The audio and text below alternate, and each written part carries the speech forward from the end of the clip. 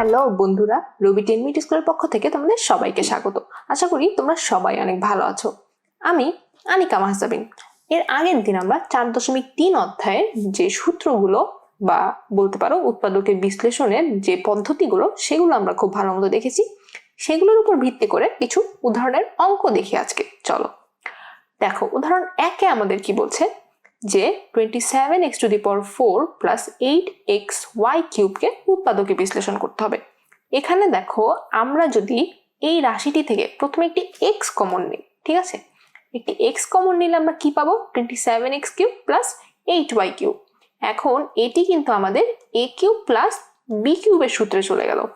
আমরা a³ plus b³ এর সূত্র থেকে কিভাবে উৎপাদক বের করতে হয় সেটা কিন্তু দেখেছি। একটি অনুসিদ্ধান্ত, অর্থাৎ a³ প্লাস b³ এর একটি অনুসিদ্ধান্ত আছে a plus b into a square minus ab plus b square. এটি ব্যবহার করলেই কিন্তু আমরা উৎপাদক বের করে ফেলতে পারি। দেখো, এভাবে আমরা এই 27x⁴ প্লাস 8xy³ কে উৎপাদক আকারে নিয়ে আসলাম। এখন দেখো 24x³ প্লাস 81y³ কে উৎপাদকে বিশ্লেষণ করতে হবে। এদের থেকে যদি আমি 3 কমন নেই তাহলে কি থাকে বলতো? 8x³ প্লাস 27y³ এখন এই 8x³ কে আমরা লিখতে পারি 2x³ এবং 27y³ কে লিখতে পারি 3y³। এখন এখান থেকে আমরা আবার এই কিউব প্লাস b³ এর সূত্র ব্যবহার করে উৎপাদক করতে পারি। আশা করি অঙ্ক দুটি তোমরা বুঝতে পারলে। এখন দেখো, আমরা কাজের কিছু অঙ্ক দেখি, ঠিক আছে? কাজের এই অঙ্কগুলো আশা করি তোমরা এই উদাহরণের অঙ্ক বুঝলেই করতে পারবে নিজে নিজে। এখন দেখো, আমরা এই x² plus px plus q আকারে রাশির উৎপাদক কিভাবে নির্ণয় করতে হয় সেটি দেখব। এই x² plus px plus q এর আরেকটি সূত্র আছে, সেটা হচ্ছে x² plus a plus b into x plus ab, ঠিক আছে? এখন দেখো, এই x² plus a plus b into x plus ab এর জন্য আমরা উৎপাদকের সূত্র কি জানি? সেটা হচ্ছে x plus a into x plus b। এই সূত্রটির বাম পাশের রাশির সাথে যদি তুলনা করো, অর্থাৎ তুমি এটিকে যদি x² plus px plus q এর সাথে তুলনা করো, তাহলে উভয়ের রাশিতেই 3টি পদ আছে। এই প্রথমটিতে দেখো x² এর সহগ দুটিতেই কিন্তু 1, কিন্তু মধ্য পদে x এর সাথে এখানে আছে হচ্ছে a প্লাস b, এখানে আছে হচ্ছে p, এবং তৃতীয় পদটি হচ্ছে আমার x বর্জিত, অর্থাৎ q এর সাথে আমার কোনো x নাই, ab এর সাথেও আমার কোনো x নাই। এখানে আছে যথাক্রমে ab ও q। এখান থেকে আমরা কি বলতে পারি বলতো? এই x² plus px plus q এরও দুটি উৎপাদক। এখন দেখো, এই x² plus px plus q এর দুটি উৎপাদক x প্লাস a এবং x প্লাস b। এই থেকে আমরা কি বলতে পারি বলতো? এই x² plus px plus q সমান x plus a into x plus b। তাহলে দেখো, এই x plus a into x plus b আমরা জানি হচ্ছে x² into a plus b into x plus ab আকারে লেখা যায়। এখান থেকে কিন্তু আমরা বলতে পারি যে p সমান হচ্ছে আমার আসলে a প্লাস b এবং q সমান ab। এখন দেখো, এই যে x² plus px plus q এর তাহলে উৎপাদক নির্ণয় করতে হলে আমার কি করতে হবে? এই p সমান যদি হয় a প্লাস b এবং q সমান যদি হয় ab, ঠিক আছে? অর্থাৎ q এর এমন দুটি উৎপাদক বের করতে হবে যার সমষ্টি p এর সমান হয়, ঠিক আছে? এই যে প্রক্রিয়ার মাধ্যমে মধ্যপদ বিভাজনকে বলা হয় মিডল টার্ম ব্রেকআপ। এখন মনে করো x² প্লাস 7x প্লাস 12 রাশিকে উৎপাদকে বিশ্লেষণ করতে হলে আমার কি করতে হবে? এই 12 কে এমন দুটি উৎপাদক হিসেবে প্রকাশ করতে হবে যার বীজগাণিতীয় সমষ্টি আমার 7 হয়, ঠিক আছে? এখন দেখো 12 এর উৎপাদক সমূহ কি কি এইগুলো আমরা আগে বের করব, ঠিক আছে? দেখো, উৎপাদক বের করার সবচেয়ে ভালো উপায় হচ্ছে তুমি এভাবে 12 লিখে এটাকে ভাগ করতে থাকবে, ঠিক আছে? 12 প্রথমে একদম সবচেয়ে ছোট সংখ্যা কি দিয়ে ভাগ হয়? 2 দিয়ে। 2 কে 6 দিয়ে গুণ করলে আমরা পাই হচ্ছে 12। আবার দেখো, এই 6 কে আমরা কিভাবে ভাঙতে পারি? 6 কে যদি তুমি আবার 2 এবং 3 দিয়ে গুণ দাও তাহলে 6 পাওয়া যায়। এই 3 এর ক্ষেত্রে আবার 3 কে 1 দিয়ে গুণ করলে আমরা 3 পাই। তাহলে দেখো, এই 2 এবং আরেকটি 2 এবং এই 3 এদেরকে একত্রে গুণ করলে কিন্তু আমরা এই 12 বা 12 পাচ্ছি, ঠিক আছে? 3 ইন্টু 2 ইন্টু 2, এই এরা কিন্তু সবই হচ্ছে আমার এই 12 এর উৎপাদক। এখন দেখো, এখানে এই 1 এর আসলে দরকার হয় না, তুমি এদিকে যে সংখ্যাগুলো পাবে সেগুলো নিয়ে বিবেচনা করবে। এখানে দেখো তুমি 3 পাচ্ছ এবং 2 × 2 4 পাচ্ছ, ঠিক আছে। 3 এবং 4 নিয়ে চিন্তা করে দেখো, 3 এবং 4 যদি আমি যোগ করি তাহলে আমি 7 পাই, আবার যদি গুণ করি 3 × 4 তাহলে কি পাই বলো তো, তাহলে কিন্তু 12 পাই। আবার দেখো এখানে 3 × 2 এবং 2, ঠিক আছে। 6 এবং 2 নিয়েও আমরা কাজ করতে পারতাম। 6 আর 2 গুণ করলে আমরা 12 পাচ্ছি, কিন্তু 6 আর 2 যদি যোগ করি তাহলে কি আমরা 7 পাই? 6 আর 2 যোগ করলে আমরা পাই হচ্ছে 8, তাহলে আমরা 6 আর 2 নিতে পারবো না এখানে, এজন্য আমরা 3 এবং 4 ব্যবহার করব। এখন দেখো এই x² + 7x কে তুমি যদি এভাবে লেখো, x² + 3 + 4 × x + 3 × 4, তাহলে ওই যে x² + a + b × x + ab এর সূত্রে আমরা কি লিখতে পারি? x + a × x + b, অর্থাৎ x + 3 × x + 4। এখন দেখো আমরা উদাহরণে কিছু অঙ্ক দেখি। উদাহরণে যখন তুমি এরকম মিডিল টার্ম ব্রেকআপ জনিত অঙ্ক দেখবে, তখন এই যে শেষের পদটি একে এভাবে ভেঙে নিবে, অর্থাৎ এর উৎপাদকগুলো বের করে নিবে। এটি অঙ্কে দেখাবে না, এভাবে তুমি রাফে বা সাইডে কোথাও করে নিবে। দেখো আমি সমাধান পরে শুরু করেছি, আগে এই জিনিসটা শুধু তোমাদেরকে বোঝানোর জন্য দেখিয়ে নিচ্ছি। দেখো এখানে 6 কে আমি 3 এবং 2 এর গুণফল আকারে লিখতে পারি, তাই না? এখন আবার এই 6 এবং 1ও কিন্তু 6 এর উৎপাদক। এখন x² + 5x + 6 কে তুমি কিভাবে লিখবে? দেখো তুমি যদি 3 × 2 আকারে লিখো তাহলেই কিন্তু তোমার সবচেয়ে বেশি সুবিধা হচ্ছে, কারণ 3 এবং 2 যোগ করলে আমরা পাই হচ্ছে 5 এবং গুণ করলে পাই হচ্ছে 6। আমার কিন্তু এই 5 a + b হিসাবে প্রকাশ করতে হবে এবং 6 হচ্ছে ab, তাহলে 3 এবং 2 নেওয়াটাই সবচেয়ে বুদ্ধিমানের কাজ হবে। এখানে দেখো আমাদের দুটি সংখ্যা নির্ণয় করতে হবে যাদের সমষ্টি 5 এবং গুণফল 6, তাহলে এর প্রথমে তুমি যেটা করবে সম্ভাব্য উৎপাদকগুলো বের করে নিবে, এভাবে রাফে করে নিবে জিনিসটা, ঠিক আছে। সেটা কি কি আমার 1 6 এবং 3 2। এখানে এই 2 3 জোড়া সমষ্টি হচ্ছে 5 এবং গুণফল হচ্ছে 6, এর জন্য আমাদের x² + 5x এর ক্ষেত্রে আমরা 5x কে ভাঙবো হচ্ছে 2x + 3x আকারে এবং আমাদের উৎপাদক হবে x + 2 × x + 3। এর পরের অঙ্কটি দেখো, x² - 15x + 54। এখন দেখো আগের অঙ্কগুলোতে কিন্তু আমাদের এই মাইনাস ছিল না কোথাও, ঠিক আছে। আমরা সব x² + bx + q এবং x² + a + b × x + ab, ঠিক আছে। এই দুটিকে মিলিয়ে p = a + b, q = ab, অর্থাৎ আমার q কে বা এদিকে যে সংখ্যাটা থাকবে এটাকে এমন দুটি উৎপাদকে নিতে হবে যেন যোগফল এই x যুক্ত রাশি সমান হয়। এখন দেখো যখন আমার বিয়োগ চিহ্ন থাকবে তখনও কিন্তু আমাদের কাজটা ঠিক একই। এখনো আমাদের 54 এর এমন দুটি উৎপাদক নির্ণয় করতে হবে যাদের যোগফল এই -15x এর সমান হয়, ঠিক আছে। যোগফল -15x এর সমান। এখন আমরা প্রথমে যেটা করব 54 এর উৎপাদকগুলো বের করব। এই যে 2 এবং 3টা 3 এবং 1, এরা হচ্ছে 54 এর উৎপাদক। এটা আমরা কিভাবে বের করলাম? প্রথমে 54 কে 2 দিয়ে ভাগ করলাম, পেলাম 27। 27 কে আমরা 3 দিয়ে ভাগ করলাম, পেলাম 9। 9 কে যদি আবার 3 দিয়ে ভাগ করি তাহলে 3। 3 কে আবার আমরা 3 × 1 আকারে লিখতে পারি। এখন দেখো এই 2 3 3 3 1, ঠিক আছে।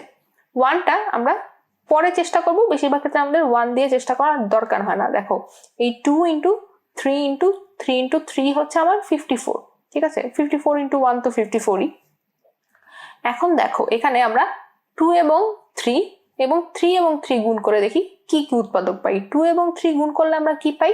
আমরা সাধারণত দুটি সংখ্যা যেহেতু, এজন্য এদেরকে বিভিন্ন কম্বিনেশনে গুণ করে দুটি করে সংখ্যা দাঁড় করাবো, ঠিক আছে। মনে করো 2 আর 3 গুণ করলাম, 2 আর 3 গুণ করলে আমরা পেলাম হচ্ছে 6 এবং 3 আর 3 গুণ করলে আমরা পেলাম হচ্ছে 9 বা 9। এখন দেখো 9 আর 6 কে আমরা কি কোনোভাবে 15 হিসেবে যোগ বিয়োগ করতে পারি? হ্যাঁ, আমরা 9 আর 6 যদি যোগ করি তাহলে কিন্তু আমরা 15 পাই, কিন্তু যেহেতু এখানে -15x আছে সেহেতু আমাদের কি করতে হবে? -9x - 6x করতে হবে, তাহলে আমরা কি পাবো? -15x। এখানে দেখো আমরা কিন্তু এই -9x এবং -6x যোগ করলাম, ঠিক আছে। -9x এবং -6x যোগ করে আমরা পেলাম হচ্ছে -15x। এখন দেখো তো এই -9 এবং -6 গুণ করলে আমরা কি পাই? দেখো গুণ করলে আমরা পাই হচ্ছে +54, যেটা হচ্ছে আমার এই যে কিউ বা এক্স ব্যতীত সংখ্যা 54। তাহলে আমরা উৎপাদক নিব কি? -9 এবং -6। আমাদের হাতে কিন্তু আরেকটি অপশন ছিল, সেটাও আমি দেখাই। দেখো এখানে আমরা যদি 2, 3 এবং আরেকটা 3 গুণ করি তাহলে কি পাই? তাহলে পাই হচ্ছে 18, তাই না? 3 × 3 9, × 2 হচ্ছে 18, এবং আরেকটি থাকে হচ্ছে আমার 3। এখন 18 এবং 3 কেও কিন্তু আমরা উৎপাদক হিসেবে চিন্তা করতে পারতাম। সেক্ষেত্রে আমাদের -15 করার জন্য কি করতে হতো?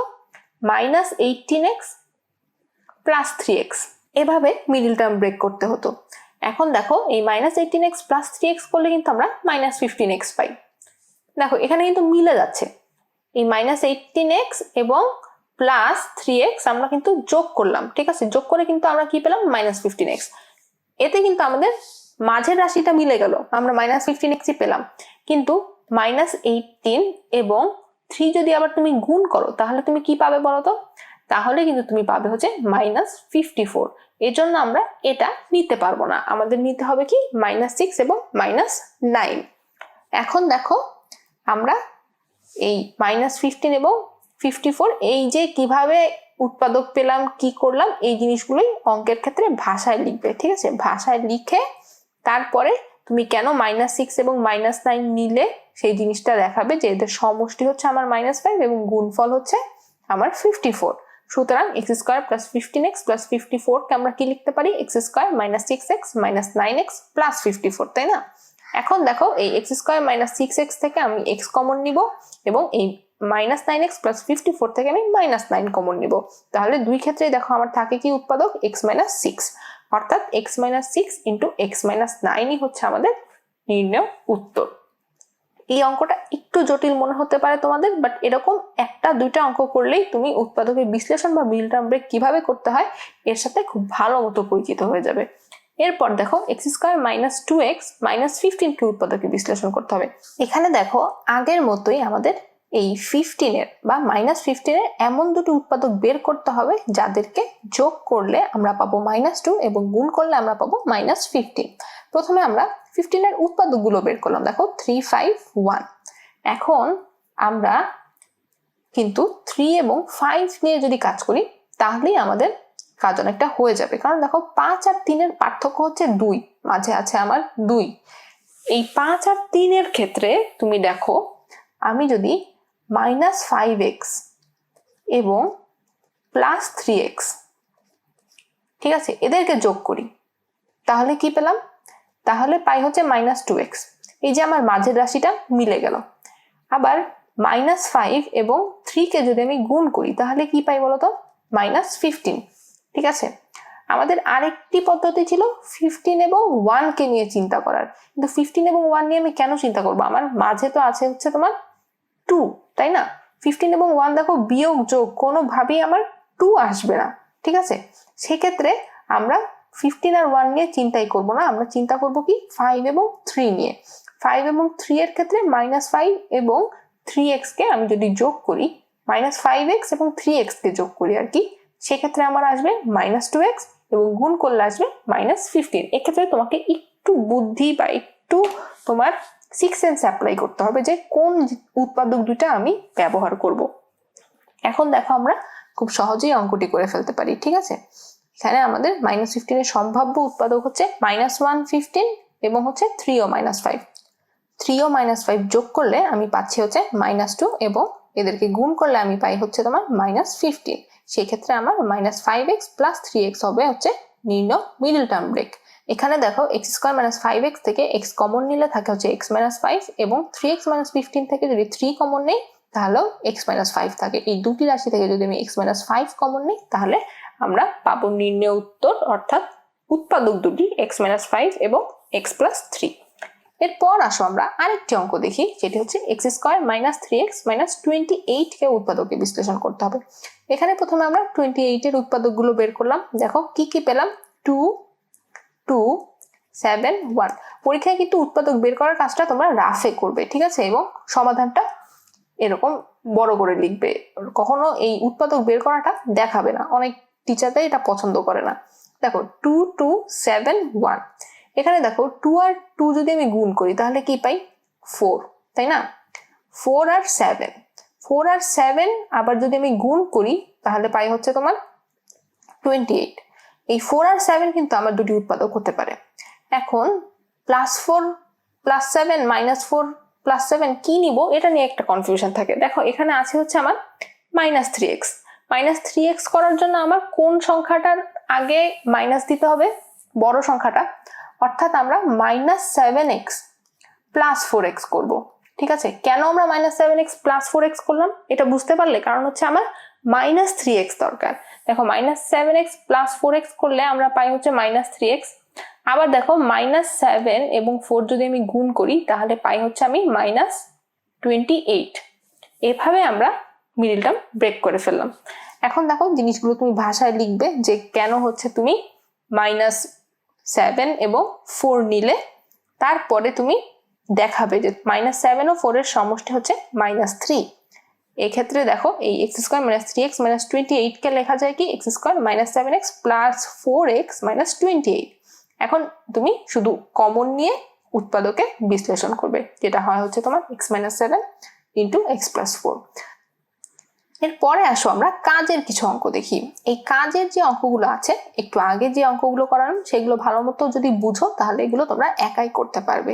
আজকে বন্ধুরা এই পর্যন্তই। এর পরের দিন আমরা ax² + bx + c এরকম বীজগাণিতিক রাশি কিভাবে উৎপাদক নির্ণয় করতে হয় সেটা দেখাবো। এ পর্যন্ত আমরা যা করলাম সেগুলো একটু ভালো করে দেখবে। ধন্যবাদ।